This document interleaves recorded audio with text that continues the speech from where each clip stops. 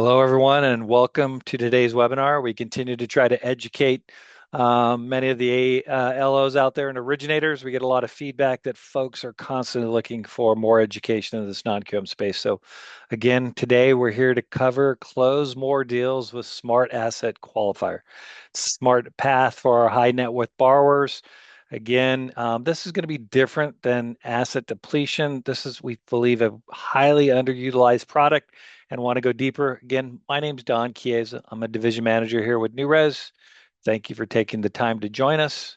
We'll cover a lot of the key benefits here, but joining me today, I have Claire Kafori, who is our non-QM business development manager. I have Jevon Staveri, VP of underwriting and all things non-QM here at Newrez. And we have the pleasure of having Wade Betts join us as well from Empire Financial, who is not only originator, but helps manage all strategy with sales folks at Empire Financial and has a great amount of insight into this product. So welcome, Wade.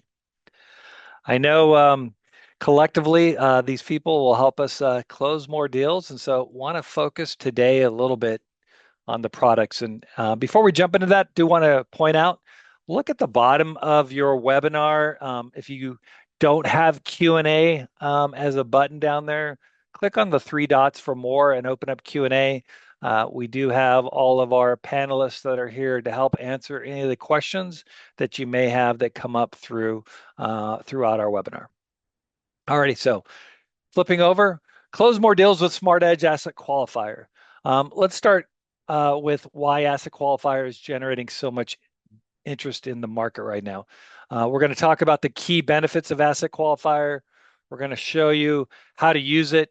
We're going to talk about real borrower scenarios, and then we're going to close it out with where we can find these borrowers and the referral sources. I think one of the biggest misconceptions in lending is that income is always the full financial story, when in reality, many affluent borrowers have substantial wealth, but limited reportable income. And so we're going to talk about those types of clients, right? Think about retirees living off investments. Think about business owners that are maximizing deductions. Think about borrowers who have recently sold businesses. Again, all these types of borrowers may not fit agency guidelines, but absolutely have the ability to repay. And lastly, this asset qualifier is truly an easy product and quick approval, right? We're literally just looking at assets, making sure they have enough to wash out their debt. So we're going to jump in here and take advantage of this product, and I'm going to turn it over to Claire Kafori, our business development manager. Thanks, Don, and thank you everyone for joining today. So let's talk about why this product is becoming one of the most effective tools in the non-QM toolkit. First, as it states here, there's no employment or income required. So we can qualify borrowers without W-2s, tax returns, pay stubs. This is ideal for retirees, borrowers between jobs, self-employed clients with complicated financials. Second, assets become the qualifying factor. That's what it's called, asset qualifier. Instead of focusing on income, we convert eligible liquid assets into a qualifying income stream. This creates opportunities for borrowers with significant reserves, but limited taxable income. Third, expands eligibility. Asset qualifier helps borrowers who write off heavily, recently sold a business, lives off of investments, they have trust or inheritance assets. Fourth, flexible asset types are accepted. Eligible assets can include, checking and savings is always great, CDs, money markets, brokerage accounts, stocks, bonds, mutual funds, retirement accounts, whether or not you're of retirement age, which is a big selling point here, and even certain cryptocurrency assets. And finally, simplified documentation. So rather than analyzing years of income documents, we're primarily reviewing asset statements, just needing the most recent statement reflecting the ending balance of the account, and then a statement from that same account dated 6 months ago. This can create a cleaner and more straightforward path to approval. So next, we're going to talk about when to use asset qualifier. So the easiest way to think about asset qualifier is this. When income fails, but assets are strong, think Asset Qualifier. Some ideal use cases include high net worth borrowers. These clients often have wealth concentrated in investments, not active employment income. Self-employed borrowers, many successful businesses owners show little taxable income after deductions. Traditional underwriting, we know, often doesn't tell the whole story. Retirees, retirement can significantly reduce documentable income while assets we know continue to grow. It could be a recent liquidity event. Perhaps a borrower sold a business, inherited assets, or liquidated investments. If the wealth is there and it's been seasoned, but there's no established income stream yet. And then just jumbo buyers. Many affluent borrowers purchasing luxury homes have substantial assets, but limited traditional income. So just think and train yourself immediately to think asset qualifier when you hear things like my client doesn't show much income, or they just sold their business. They have a ton of investments. They're retired. They don't want to provide tax returns. So many of these statements should immediately trigger an asset qualifier conversation. So let's look at the product overview on the next slide. Some of the key highlights, key guidelines here. Again, no employment verifications required. There's no income documentation, no DTI calculation. We have loan amounts up to 2 million, LTVs available up to 80% on primary and second homes. Purchase rate and term also. And for qualifying purposes, borrowers need a minimum of 500,000 in seasoned post-closing assets. And asset seasoning is important. Generally, they have to be seasoned for 6 months. Business bank accounts are not eligible. Gift funds cannot be used for qualifying assets. So if we're looking at some eligible assets, we know cash and savings is 100%, stocks and investments are valued at 85%, retirement accounts at either 85 or 50, just depending on the age. Again, a big benefit is 50% if you're not of retirement age, but they're still eligible. And then we also have crypto. We know crypto, Newrez is one of the first lenders here to recognize it as an eligible asset, and crypto is eligible here, depending, it's either 50% for Bitcoin and then 90% for US fiat-backed stablecoins. And Claire, Don, just do you to have jump in anything? before we jump into some scenarios, I really think that there's two programs here, and we're really talking about as our Smart Edge asset qualifier. Again, primary and second homes. But again, the one point that you have highlighted down below is you don't have to be of retirement age to use this product. But separately, we do have asset depletion, which is a completely different product. Like we were already seeing in the chat, some questions come up where people are wanting to mix full doc income with assets. We do have asset depletion, which is a different program. So I just strongly urge you to pick up the phone, call your AE, help them help you structure a deal or use our scenario desk. But again, this product I believe is just truly underutilized and makes products really simple. And we should jump into some of those scenarios. So thanks, Claire. Okay, great. Yeah, speaking of questions, Devin, do we have any other questions on her? Or is that was those were mainly it, just Nah, combining it. not much going on in the Q&A. I'm waiting anxiously for all the questions, though, so I'm ready to go. Okay. All right, awesome. One other point too, a highlight. I didn't cover on the other side, but temporary buy downs I know are big, especially with purchases, and they are available with this product, so that creates some additional flexibility for borrowers. So,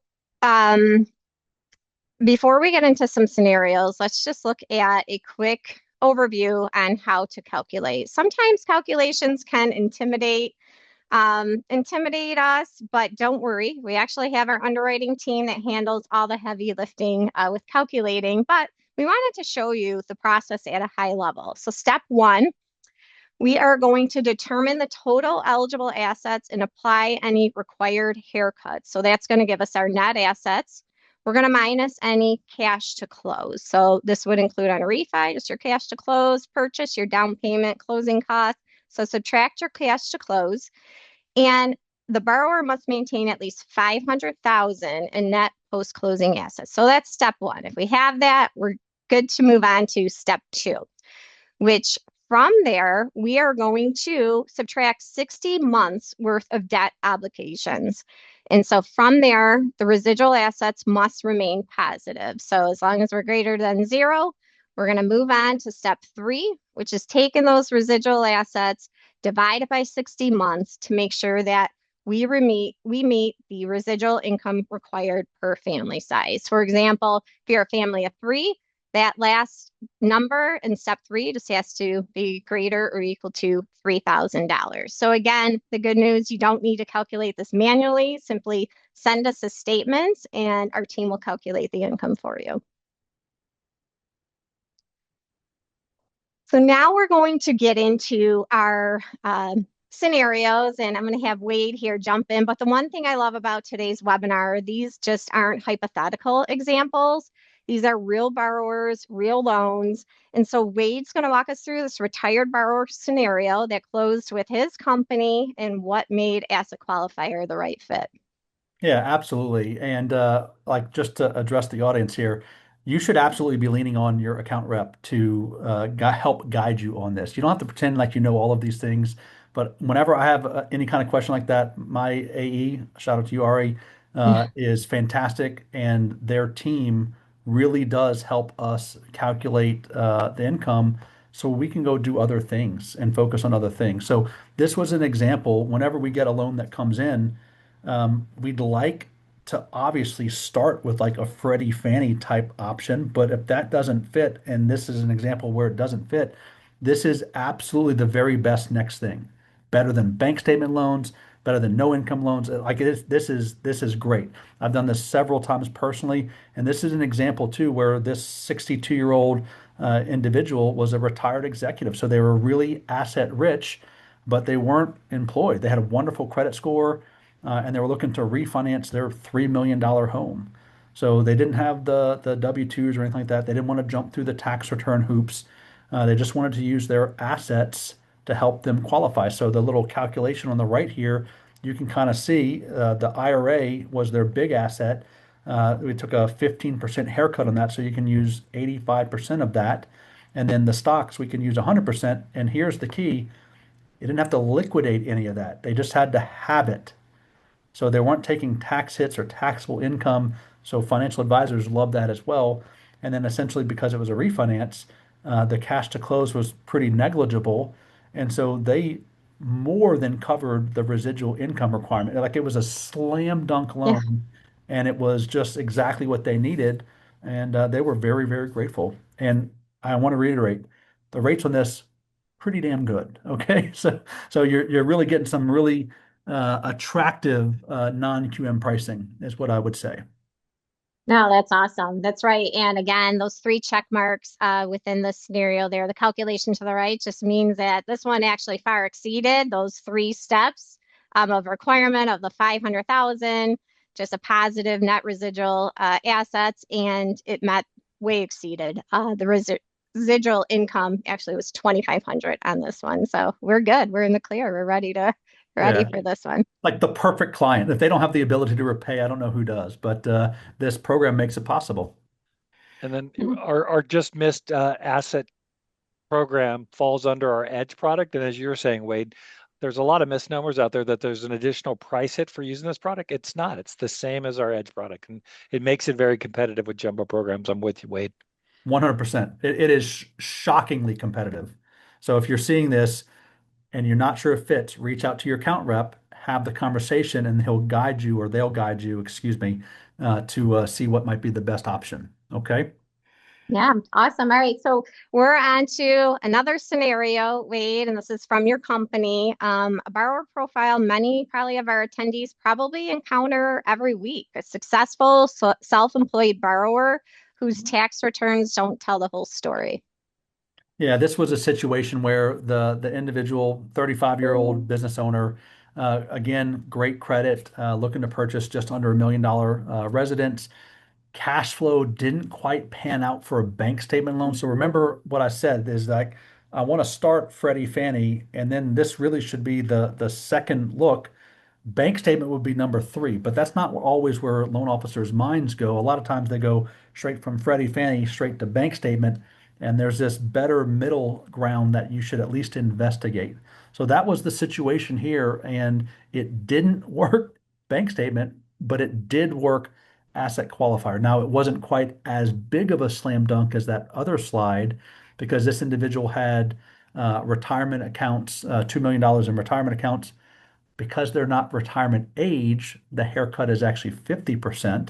Again, they don't have to liquidate anything, but essentially the check boxes, if you look in that right box there, they still met all of the requirements. The residual got pretty close at the end, but they made it. So thankfully, they didn't go out and spend any of their money to knock them out of qualification there. But it worked perfectly, and it got them into their new home. Yeah, that's awesome. Yeah, $46 in the plus above Right. meeting that residual income. So close, but it worked. So that was awesome. So we talk, a lot about finding another path in non-QM lending, and that's exactly like you mentioned what this looks like. And rather than losing the deal because tax returns didn't support the loan amount, we found a qualifying path based on the borrower's actual financial strength. And again, yes, not of retirement age of 35 years old, but was still able to use that retirement account to qualify. All right, let's move on to another scenario. So this one also closed recently with Newrez, and the borrower sold a business, 55 years old, recently sold a business. It's been seasoned, the assets for minimally 6 months because it was 7 months ago. Great credit, 796, was actually looking to purchase a 1.1 million primary home in Hawaii. So just didn't have employment yet, large one-time income event, no ongoing consistent income stream. And so the assets went into a money market. We could use 100% of that. The cash to close was 250, so it gave us, 1.1 million. So we're above that check mark for the 500,000. We minused out the 60 months of debt, and so we had 563, just over that of our net residual assets divided by 60. It was a family size of 2. So it met our requirement of 2,500, coming in at just under 10,000. So it allows us to leverage that liquidity event once it's seasoned again for 6 months. And instead of waiting for new employment history to develop, we were able to qualify using the assets generated by the sale. So this is, an excellent opportunity from business brokers, CPAs, and some advisors. All right, let's go through one more final example that also closed with us here at Newrez. We have a real estate investor owning several investment homes, but looking to purchase a vacation home. Actually, this one was in Myrtle Beach. So retirement age, 66, looking for that second home. The challenge was inconsistent income. The tax returns fluctuate, the bank statements fluctuate. DSCR doesn't apply because it's a second home. It's not investment property. So assets became the solution. And rather than chasing inconsistent cash flow, we focused on the reserves. And it was a much more stable qualification strategy. So this borrower had 1.5 million in an IRA. We could use 85% of that. So we took those net assets, cash to close. We met that first checkpoint with over $1 million for the net post-close assets. We minused out the 60 months worth of debt, gave us over 575,000 of net residual. And again, the residual income that was required was 2,500, and we had 9,500. So definitely was one that we qualified as well and closed fast. I think that's one of the big parts of this product, Claire, is that the speed to close is tremendous. But it's one of the more frequent questions I'm seeing in the chat is we have your traditional full doc program where we can use asset depletion to qualify.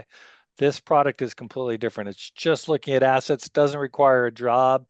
And so that's the piece that we're trying to get across to everybody because we believe it's highly underutilized and can allow you to go out there and attract great referral sources. So I'll let you kind of cover this slide and then we'll move on here in a second. Yeah, I think if you remember anything from today's examples, the borrower doesn't need to fit into that income box.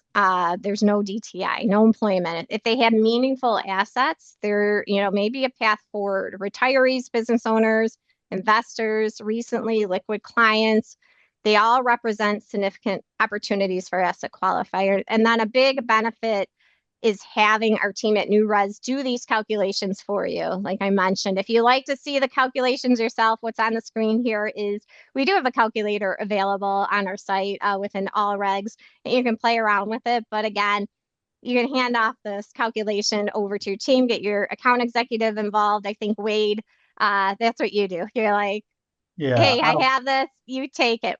Take it, Ari. yeah, I'll tell anybody that will listen that if you want to go someplace fast, go alone. If you want to go far, go with the team. So if you're someone that wants to do this by yourself and just dig in there and get it, fine, go for it. Or hear me out, engage the ops team, your AE over at Newrez, let them do all the hard work for you, and you spend that freed up time going prospect for more opportunities. I think that's a better use of your time. Okay, so don't get into the weeds, stay above it. Yeah, no, and thanks, Wade. And that's actually a great transition to our next slide, which is referral sources. And Don, I'm going to let you take this one with Yeah, Wade. yeah, no, and I think, and I'll pull Wade back in a little bit here is, this product that I keep trying to make sure everybody understands, which is different than asset depletion, can allow you to go out and capture a lot of referral business, right?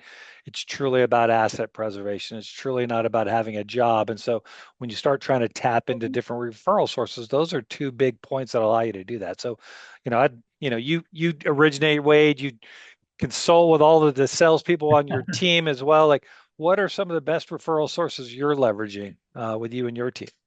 So for this specific product, financial planners is the obvious choice.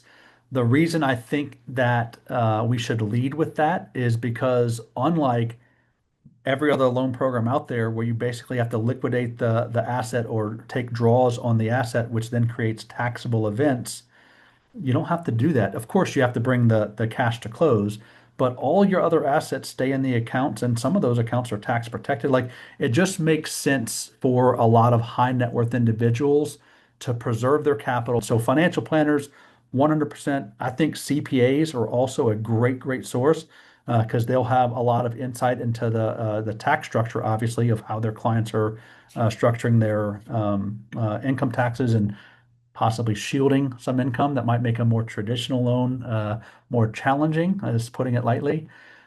Divorce attorneys, actually, I've actually used these products the most in a divorce where they get a big divorce settlement and they need to refinance away the ex-spouse with the house spouse doing the refinancing.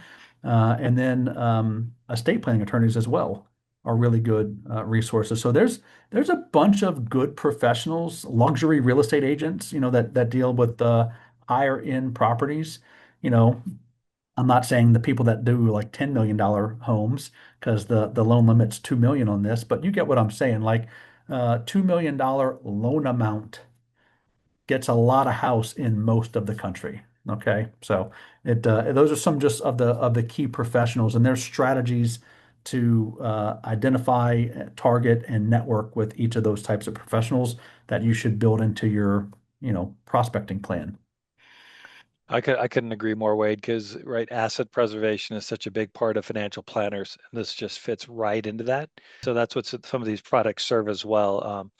But those are probably your two highest if we kind of go to the next slide, and we'll have this available. I know we get this question probably frequently is, do we provide you some of this information? But we'll have a PDF version of this done quickly. Recording takes a little bit longer.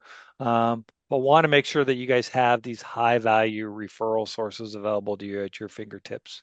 So before jumping into this, anything, Jevin? I know I saw a bunch of flurry of questions. It seemed to be a lot focused around one, difference between asset depletion and asset qualifier. Maybe two, I saw a lot of stuff around, which assets qualify. If you don't know and we weren't able to get your question answered within the chat, again, reach out to your AE, reach out to our teams. But anything I'm missing, Jevin? Nope, you covered the two hot items in the chat so far. Nice.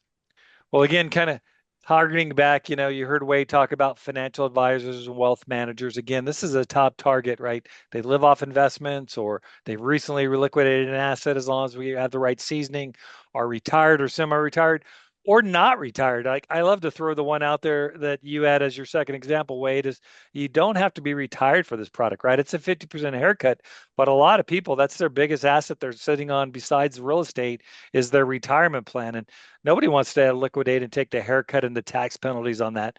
We can use that income or that asset as part of this calculation. Pick one of these and become a subject matter expert on language and Yes. conversation. Take as many as you want, but I think you're hitting a very key point here, Wade, is figure out a way to talk their language. Same with like CPAs and tax advisors, right?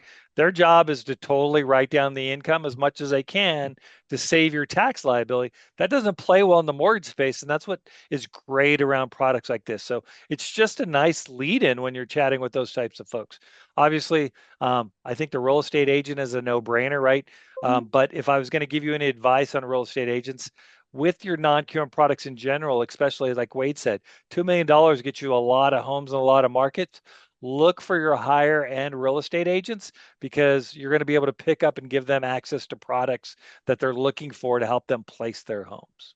Estate attorneys, as you were saying, inherited wealth, trust distribution, all of that stuff is important.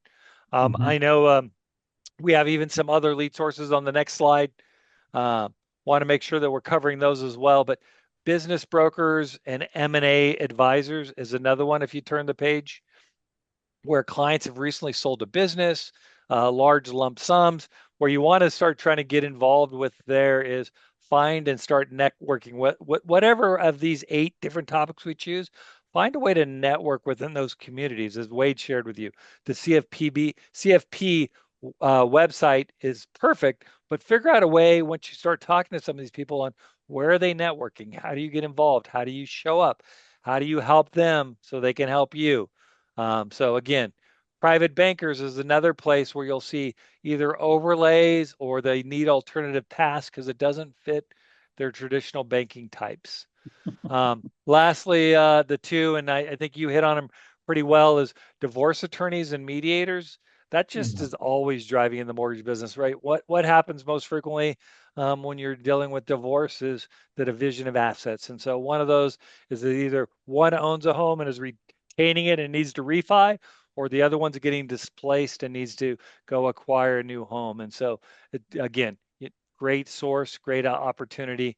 And last one, don't ever forget, look at your own business. Like, hopefully, you've learned something new today, and it may get you to go back, whether it's 60, 90, whatever you feel like you can look back and say, I think there might have been some missed opportunities, and I should at least walk through some of my old loans, or even ones that are a year or 2 years old that may be looking for a refinance because you put them into another product that may not have been competitively priced. Like Wade, you said, I may have put them under a bank statement program. This particular product is better priced than bank statements. And so you may want to take them out of a program that you put them in a year or two ago and put them into a different program that gets them more favorable pricing. So again, I'll just close out. We give you a pro tip at the bottom. Choose 1 to 2, right? We think those are financial planners and CPAs. Those are great return on investments if you're trying to get high value resources. So again, Wade, Claire, Jevin, appreciate you joining us. Thank you, everyone. And look forward to having you on our next webinar. Thank Yeah. you. Thanks, everyone.